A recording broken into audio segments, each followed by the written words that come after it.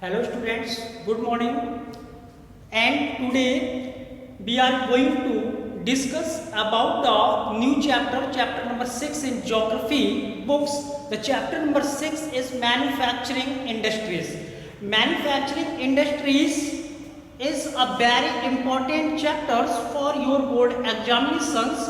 So beside it, only one chapter in this book, Lifeline of National Economics.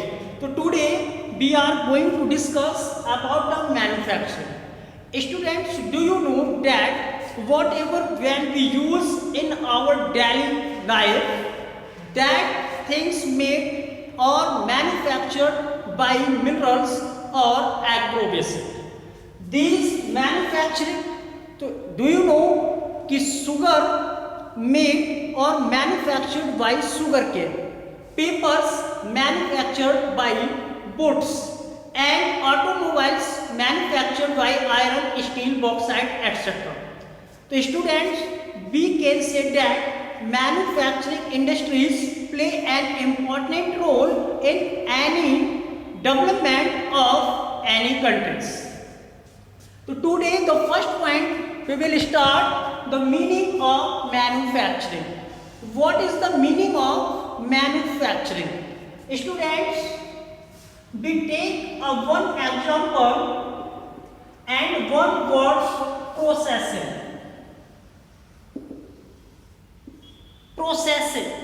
Processing word को बेटा केवल आप ध्यान रखेंगे।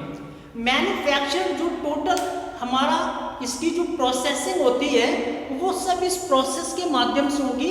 जो मैं अभी एक एग्जांपल ले रहा हूँ, उस एग्जांपल में मैंने आपको ये बताना है कि फॉर एग्जांपल हम बेटा देखते हैं सीपीयू होता है कंप्यूटर, और सीपीयू को क्या जानते हैं कि it is the brain of computer. CPU को ब्रेन कहा जाता है कंप्यूटर का।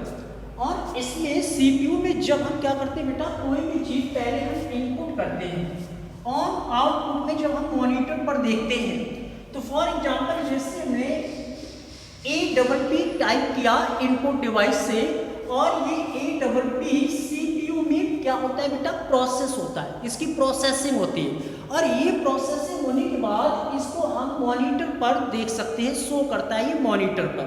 फिर हम इसको आउटपुट लेने के बाद इसका हम प्रिंट भी ले सकते हैं। तो हम ये जानते हैं कि जो APP हमने पहले टाइप किया ये सीपीयू में प्रोसेसिंग हुआ। तो यही चीज यहाँ पर भी आएगी, प्रोसेसिंग। अब प्रोसेसिंग है क्या वो आप देख लीजिएगा।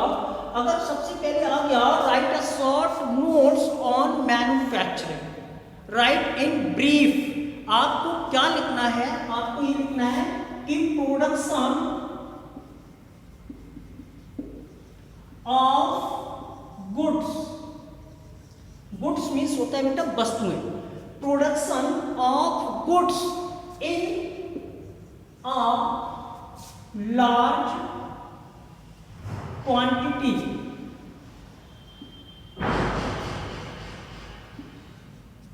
Production of goods in a large quantities. अब क्वांटिटीज का मतलब मात्रा। अगर किसी भी वस्तु का निर्माण या प्रोडक्शन बड़े पैमाने पर हो रहा, अब वो भी कैसे हो रहा है बेटा, बड़े पैमाने पर, ये भी आप याद रखेंगे कि एक इसमें प्रोसेस हो रहा है। अब वो कैसे होगा प्रोसेस, आफ्टर प्रोसेसिंग। मैंने यही कहा था, इस वर्ड को ध्यान रखेंगे, प्रोसेसिंग को। तो वो भी क्या हो रहा है कि production of goods in a large quantities after processing raw material, raw material to more valuable products. कहने का मतलब जब रॉ मटेरियल को एक बड़े पैमाने पर प्रोसेसिंग के माध्यम से किसी भी गुड्स का प्रोडक्शन किया जाता है तो उसको हम मैन्युफैक्चर कहते हैं। क्या कहेंगे, मैन्युफैक्चरिंग कहेंगे। अभी मैंने एग्जांपल दिया कि शुगर मैन्युफैक्चर्ड बाय शुगर के, paper manufactured by boots, clothes manufactured by woollen cotton etcetera.